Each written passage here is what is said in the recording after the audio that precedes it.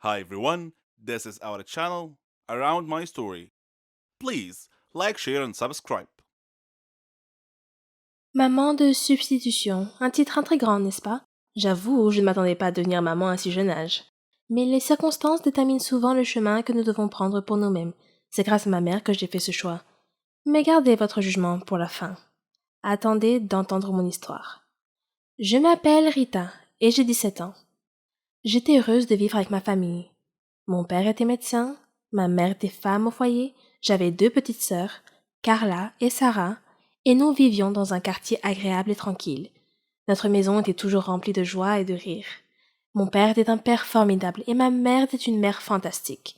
Nous jouissions d'une vie stable, jusqu'à ce que ma mère tombe soudainement malade. Elle a commencé à avoir des maux de tête fréquents. Mon père l'a emmenée chez un neurologue, qui lui a dit que sa situation était grave, qu'elle devait être opérée d'urgence. Notre vie a soudainement été bouleversée. Nous sommes devenus tristes et déprimés. Aucun de nous ne parlait beaucoup. Papa essayait toujours de consoler maman. Mais chaque fois qu'il était seul, il pleurait comme nous, les enfants. Notre vie est devenue sombre. Le médecin a fixé une date pour l'opération, et plus la date approchait, plus nous étions anxieux. Lorsque le jour est enfin arrivé, nous avons préparé quelques affaires de maman pour les emmener à l'hôpital. Elle avait l'air de penser que c'était la dernière fois qu'elle nous voyait. J'avais un mauvais pressentiment à ce sujet. Quand nous sommes arrivés à l'hôpital, maman m'a appelée et m'a dit « Rita, tu dois t'occuper de ton père et de tes sœurs. » J'ai soudainement paniqué. « Maman, arrête de parler comme ça, ai-je dit.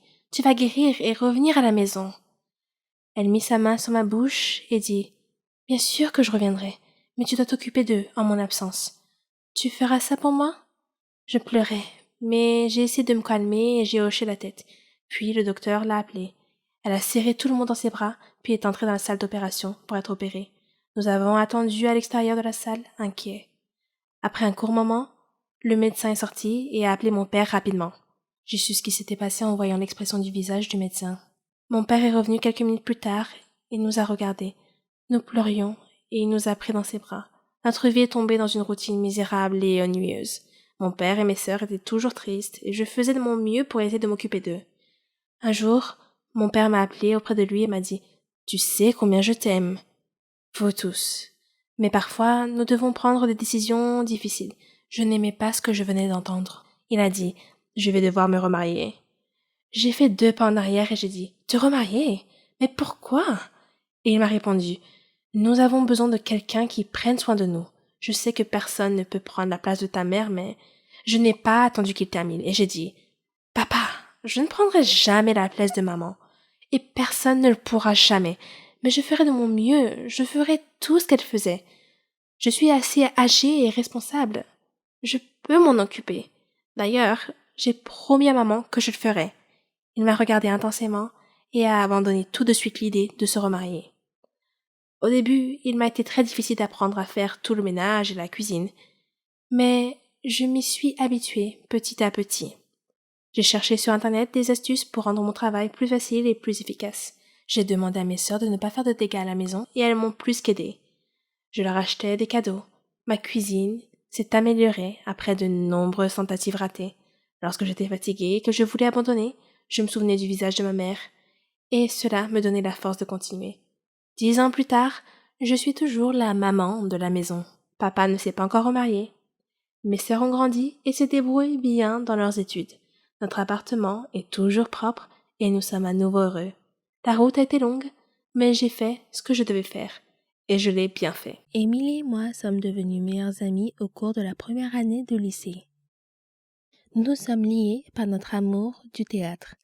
Nous fréquentions les mêmes groupes et suivions les mêmes cours. Il semblait si facile d'être meilleures amies. Les choses se sont compliquées lorsqu'il a fallu passer à l'université. Nous n'allions pas dans la même université, mais nous étions toujours très proches en tant qu'amis. Nous envoyions beaucoup de messages sur ce qui se passait dans nos vies et lorsque j'avais besoin d'un conseil, elle était la première personne à qui je parlais. J'ai eu du mal à faire la transition entre le lycée et l'université, où tout semblait si facile. L'université était un endroit complètement différent pour moi, et c'est à elle que j'en parlais. En première année, je la voyais tous les 2 mois. Elle était suffisamment proche pour que nous puissions essayer de trouver le temps de passer du temps ensemble. Je n'avais pas beaucoup d'amis, il était donc plus facile de lui laisser mon temps libre. Cela ne me dérangeait pas, c'était ma meilleure amie. La deuxième année a été la même chose. Mais j'avais mis de l'ordre dans ma vie. Je ne me débattais pas dans mes cours, mais ma vie sociale était toujours la même. Je n'avais que peu d'amis avec lesquels je traînais, et cela ne me dérangeait pas parce que je l'avais, elle. Nous nous parlions et nous nous envoyions des messages à propos de tout, et je lui faisais part de tous mes soucis et de toutes mes frustrations. Sans elle, je n'aurais pas survécu à ces 2 premières années. Je ne me souviens pas vraiment de ce qui s'est passé l'été dernier, avant la première année, mais je pense que c'est à ce moment-là que j'ai décidé de sortir de ma coquille et de profiter de mes années d'université. Au début de ma première année, j'ai rencontré de nouvelles personnes avec lesquelles j'ai vraiment apprécié d'être en contact. Ils vivaient dans les dortoirs, dans le même couloir que moi, alors il était facile de passer du temps avec eux, même si c'était jusqu'à 2 heures du matin et que nous avions des cours tôt le lendemain matin. Je leur consacrais plus de temps et je ne me rendais même pas compte que j'avais mis ma relation avec ma meilleure amie entre parenthèses. Je ne l'ai découvert que lorsque j'ai essayé de lui parler et qu'elle ne m'a pas répondu. J'ai appris plus tard par ma sœur, qui était également très amie avec elle, qu'elles avaient parlé du fait que je l'ignorais. Elle m'envoyait des messages et je ne répondais pas. Elle essayait de me parler et j'étais trop occupée.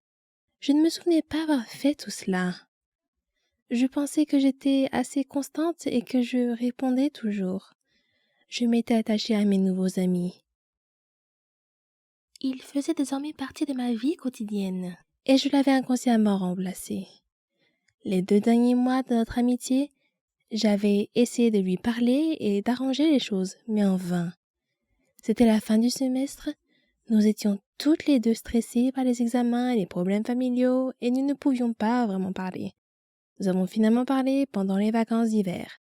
Je n'avais aucune excuse pour ce que j'avais fait et lorsqu'elle m'a appelée, je lui ai dit que je ne voulais jamais la perdre. Notre amitié a pris fin ce jour-là. Je me suis assise dans ma chambre et j'ai pleuré pendant un moment pensant à la personne formidable que j'avais perdue. Je me sentais coupable de ce que j'avais fait. J'étais passée à autre chose sans jamais le lui dire et c'est là que j'ai fait une erreur. Plus tard dans la nuit, j'ai pris la décision de ne plus prendre mes amitiés à la légère, même si elles étaient à distance. Elle était une partie très importante de ma vie et je regrette de l'avoir laissée partir. J'espère qu'un jour j'aurai le courage de lui dire à quel point elle était importante pour moi. Elle a tant fait pour moi, même s'il s'agissait d'un simple message pour savoir comment j'allais. Je garde l'espoir qu'un jour nous pourrons redevenir amis. Mais ce n'est pas tout. Émilie écoutait un groupe de filles et au lieu d'essayer de me ramener à la raison, elle a laissé quelqu'un me la voler.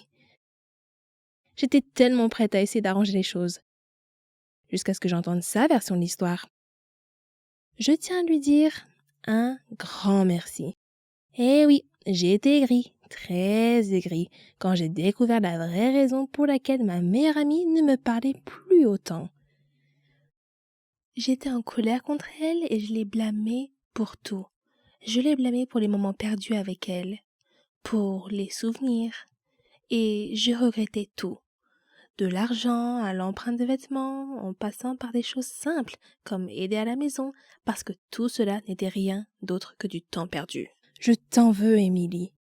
Je veux qu'elle revienne. Je veux que ma meilleure amie revienne dans ma vie et qu'elle fasse des choses avec moi, comme des roulings, des voyages, des doubles rendez-vous, du shopping ensemble, des choses que les meilleures amies normales font. Mais je n'ai pas pu, parce qu'Émilie a choisi d'être avec d'autres amis. Je n'ai pas besoin d'elle. Elle a choisi de me quitter. Elle a choisi de ne plus être mon amie après que cette autre fille ait décidé de parler et de raconter des petits mensonges. Émilie a mis fin à notre amitié. L'autre fille n'y a joué qu'un rôle. Mais Émilie l'a accueillie et je dois la remercier pour cela.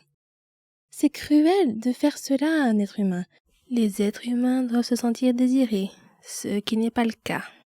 Quant à la fille qui m'a volé ma meilleure amie, assure-toi d'être là pour elle lorsqu'elle et son petit ami traversent une période difficile. Assure-toi d'être là pour lui parler lorsqu'elle a des doutes sur l'univers